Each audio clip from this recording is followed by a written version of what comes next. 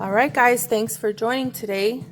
We're gonna make clam chowder for the right household dinner today. This video was requested by my lovely sister-in-law, Charlene. Charlene, this one is for you. We're gonna start with this. And keep in mind, this is gonna be a semi-homemade clam chowder. I am missing a few ingredients, such as celery, so I'm substituting it for pepper. And this already comes with potato chunks, so I'm not going to add potato to it. I am going to dice up some carrots and some onion and some garlic, and then we're going to add clams already chopped up, and one clam is minced, the other is chopped, just for the consistency. I like to kind of mix the two textures. We're going to go ahead and get started on the chopping, and just for time's sake, I'm going to pause the video so I can chop up the veggies. Alright guys, welcome back to Quarantine Kitchen, episode 1. We're making clam chowder today.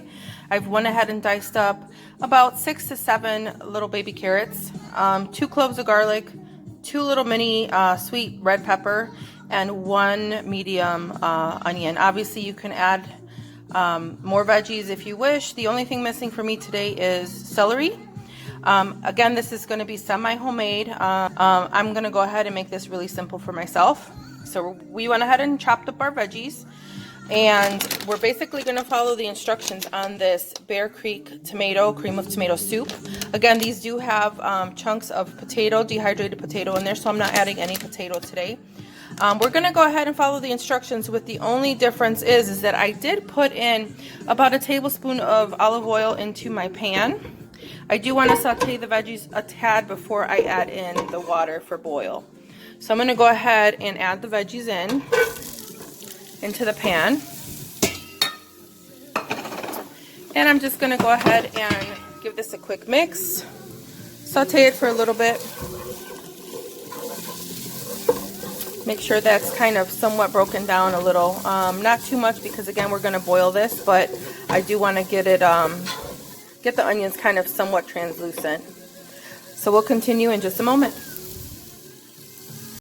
All right, family, now that we are boiling here, we're going to go ahead and add the packet, and this is going to be added, whisked in, and then reduced down to medium heat for about 15 minutes. So let's go ahead and add this. As you can see, there's chunks of potatoes in here, as I mentioned earlier. We're going to go ahead and use the whisk, and this will thicken up as you're cooking it. So we're going to go ahead and whisk all the chunks out of here, and then we're going to add our clams along with the juice. Don't dispose of the clam juice, because it's pretty tasty, and it will add flavor, additional layers of flavor to your soup, to your chowder. So we went ahead and started whisking some of this lumps out to make sure that there are no powder left, and then we're going to go ahead and add. I did put them in a measuring cup, so again, don't dispose of that clam juice. It's needed. So we're going to go ahead and give that another mix.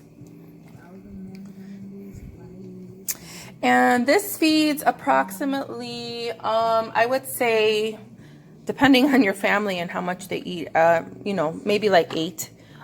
So it does definitely go a long way. So now we're going to go ahead and reduce that heat down to medium low and set a timer for 15 minutes. Echo, set a timer for 15 minutes. 15 minutes, starting now. And we'll be back once it's done. All right, guys, so the soup is done. As you can see, it got really thick. There's lots of chunks in here, lots of potatoes. I did go ahead and add corn. I didn't realize I had some, but we like to add corn just for that pop, that texture of the corn.